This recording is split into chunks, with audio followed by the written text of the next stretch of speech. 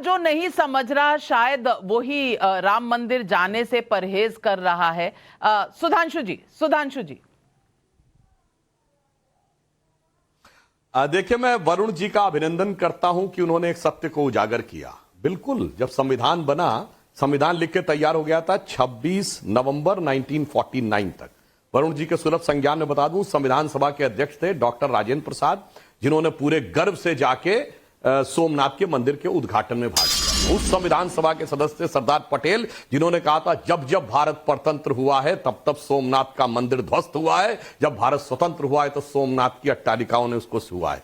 तब उस संविधान सभा के अंदर डॉक्टर श्यामा प्रसाद मुखर्जी भी थे, जिन्होंने अपना बलिदान दे दिया। उस संविधान सभा के अंदर आपके नेता कन्हैयालाल माणिकलाल मुंशी भी थे, जिनको आप हिंदूवादी कहते थे। उस संविधान के अंदर संविधान सभा में पुरुषोत्तम दास टंडन भी थे, जिनके लिए आप लोग कहते थे कि जो स्वतंत्र भारत के पहले कांग्रेस अध्यक्ष बने।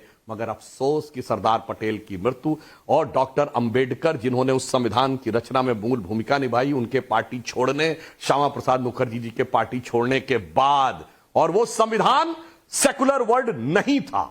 सेकुलरिज्म की डिबेट आपको याद दिलाता हूं, संविधान सभा में यह प्रस्ताव रखा था गुजरात के संविधान सभा के सदस्य मिस्टर केटी शाह ने, और जिन लोगों ने उसमें बहस में भाग लिया उसमें लोकनाथ मिश्रा, एचएन मुखर्जी, जवाहरलाल नेहरू थे, और डॉक्टर अंबेडकर की अध्यक्षता में यह तय हुआ कि यदि माइनॉरिटी शब्द होगा तो सेकुलर नहीं होगा, सेकुलर होगा तो माइनॉरिटी नहीं होगा। चूंकि नेहरू जी का बहुत आग्रह है कि माइनॉरिटी वर्ड होना चाहिए, इसलिए सेकुलर वर्ड नहीं होगा।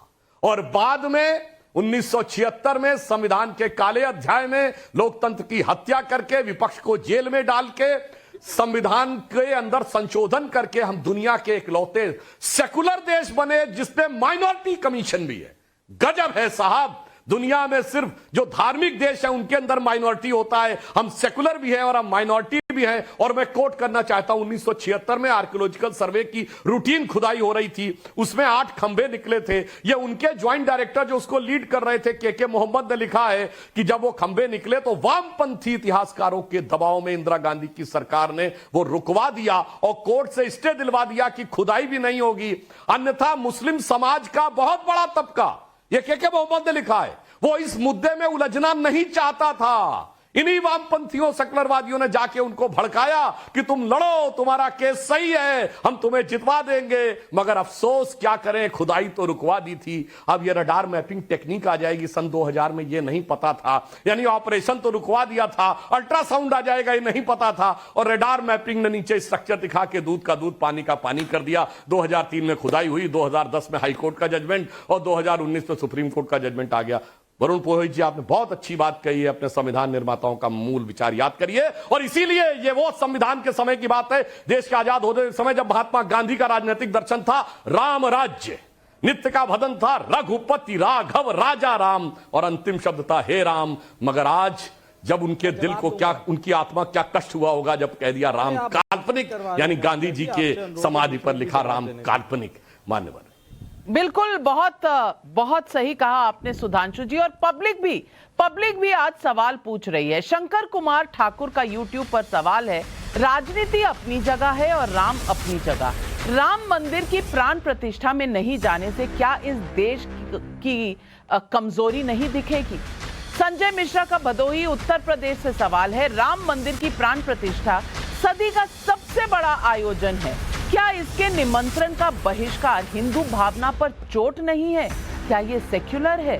देवेंद्र गुप्ता का मोहाली पंजाब से सवाल है, क्या कांग्रेस धर्म विशेष का वोट खिसकने के डर से डर रही है? क्या यही कांग्रेस का सेक्युलरिज्म है? जवाब दीजिए विवेक श्रीवास्तव जी और वरुण पुरोहित जी उसके बाद। देखिए, बड़ी सीधी सी बात है, सुधांशु जी ने एक बड़ी लंबी कहानी सुनाई। नहीं, आप जनता की सवाल का जवाब दीजिए। जनता कह रही है कि अगर आप राम मंदिर का न्योता आप उसका बहिष्कार करते हैं तो ये कौन सी सेक्युलरिज्म है? क्या ये इस देश के 80% हिंदुओं को चोट पहुंचाने की बात नहीं है? ये कौन सी सेक्युलरिज्म है? इस पर जवाब दीजिए। नहीं, देखिए किसी भी राजनीतिक दल ने ऑपोजिशन के राम मंदिर के बहिष्कार की बात नहीं कही है। हमने प्राइम मिनिस्टर के रोल पे क्वेश्चन उठाया है कि प्रधानमंत्री भाजपा और आरएसएस 2024 के चुनाव की तैयारी में मंदिर का उपयोग कर रही है। यहां महंत राजूदास बैठे हैं, इनसे पूछिए किसका काम है मंदिरों का उद्घाटन करना, किसका काम है मंदिरों को चलाना? धर्मगुरुओं का। धर्मगुरु पॉलिटिशियन बन गए, पॉलिटिशियन धर्मगुरु बन गए। किसका काम क्या है मालूम ही नहीं है। कौन सत्ता चलाएगा कौन नहीं। चलिए, आपने तो अपना वक्तव्य डिबेट के शुरू में और डिबेट के बीच में बदल ही दिया।